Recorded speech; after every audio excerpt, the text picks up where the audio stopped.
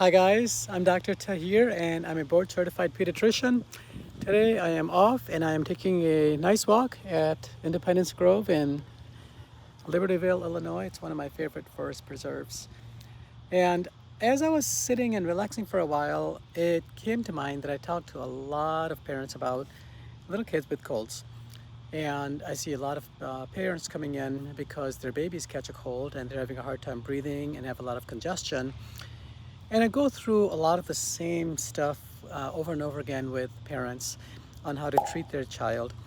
And so today I thought I would just record myself, and this is kind of an impromptu video, so please bear with me. I'll be talking to you guys about some common issues you'll be dealing with and some tips and tricks that might be helpful for you. So first thing I tell parents is when their babies catch a cold, that cold goes on for a long time, okay?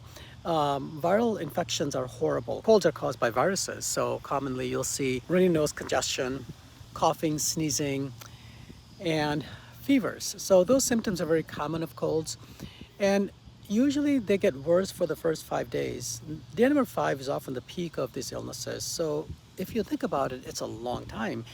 And after the 5th day, things get better very, very, very slowly. And so you'll be lucky if a cold gets better within a week, but often it may go on for 2 weeks or longer. Congestion and cough and lingering symptoms go on for a long time. Fever, though, doesn't go on for too long. Fever often goes on for maybe 3 days, maybe 4 days. All right, so one of the most common issues that babies have when they catch colds is nose congestion. They have a hard time breathing because their nose is congested. They have a hard time drinking and eating, and babies can't really blow their noses like older kids and adults can. And so managing their secretions, or the nose congestion and runny nose, is a big deal for babies.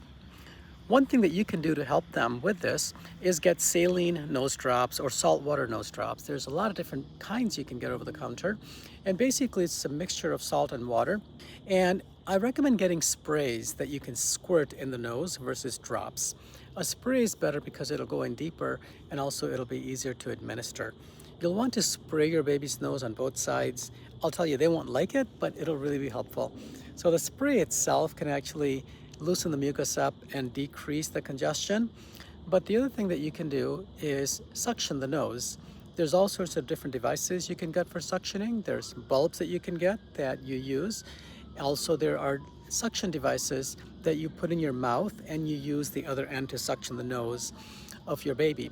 They're designed so that you don't get the baby's secretions in your mouth because they have a little filter built in. There's all sorts of devices available that you can get. I recommend getting one of those devices. And Nosefrida is a common brand that people hear about.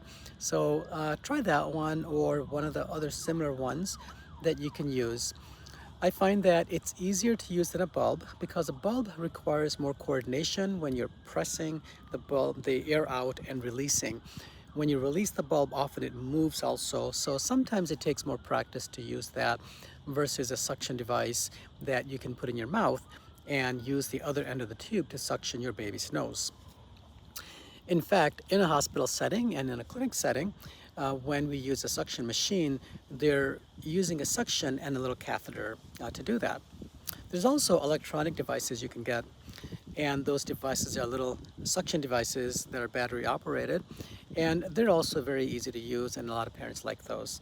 So make sure that you have saline spray or saline drops available, and also make sure that you have a suction device available that you can use. That's the number one most important thing you can do for your baby's nose congestion. And using a humidifier by your child would be very helpful too. So you want to use a cool mist humidifier that doesn't put out warm steam, because warm steam can be a burn hazard. So get some kind of a cool vaporizer that you can use around your child and keep a humidifier going. And that also keeps the mucus moist. It keeps it runny so that it drains easily out of your baby's nose. That'll make it easier for them to breathe. All right, so that is number one, is nose congestion, runny nose, suctioning, and saline.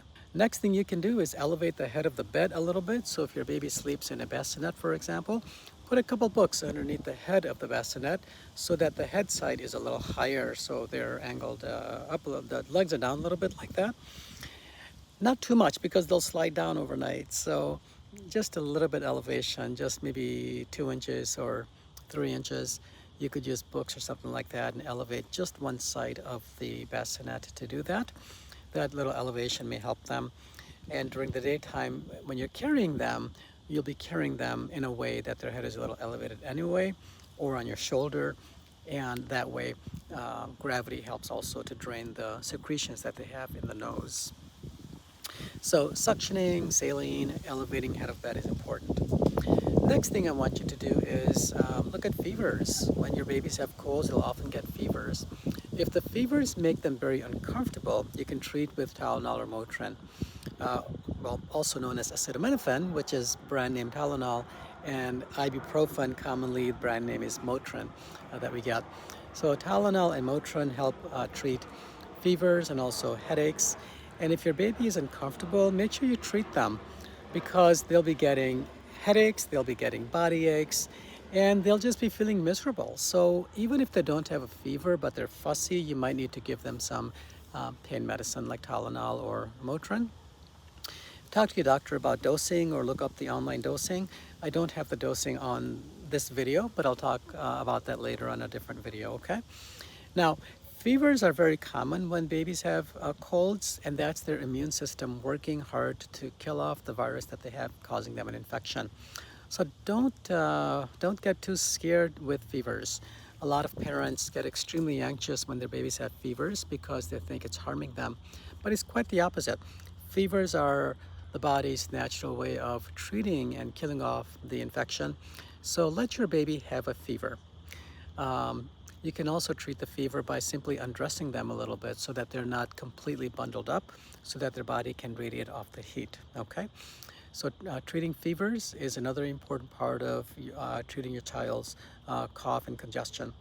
There's not too many medications really that'll help with cough and cold, unfortunately. With kids that are older than 1 year old, you can use honey. And honey does soothe cough and it does soothe the throat. So that does work actually as effectively as some of the cough medications do for older kids. So honey is okay to try for kids that are 1 year and older, okay? But for younger kids, really, it's all about suctioning, saline, and using a humidifier. Remember that your baby's immune system is fighting off this infection.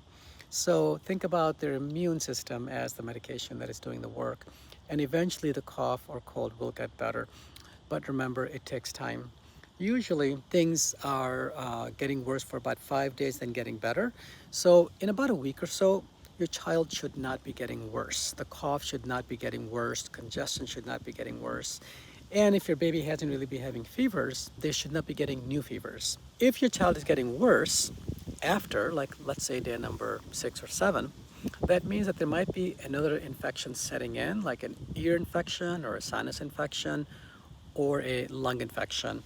And so if you feel your child is getting worse later on in the course of their cold, make sure that you talk to your doctor and get your baby checked out, okay?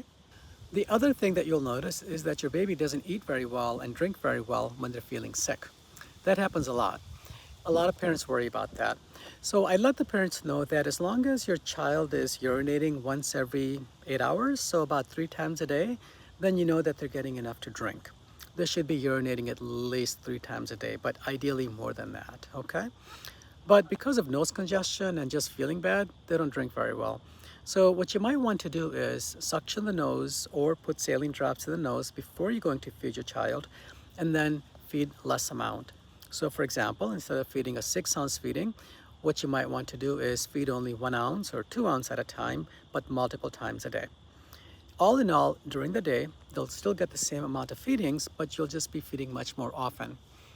Babies do better like that because they're able to take breaks more often like that in between the feedings, and they're able to breathe better. So that's one thing that you can do to help your child if they're not drinking very well. Eating solid foods is a whole different story. Most kids don't eat very well when they're feeling sick, and don't worry too much about that. Just encourage them to drink, encourage fluids, and make sure they're urinating often. After your child starts feeling better, they'll automatically start feeding more. If your child lost some weight, believe me, they'll gain it back again. All right, so I hope some of these tips are helpful for you, and best wishes for your child to get better if they have a cold. And thank you for joining, and I hope to talk to you again later. Bye-bye.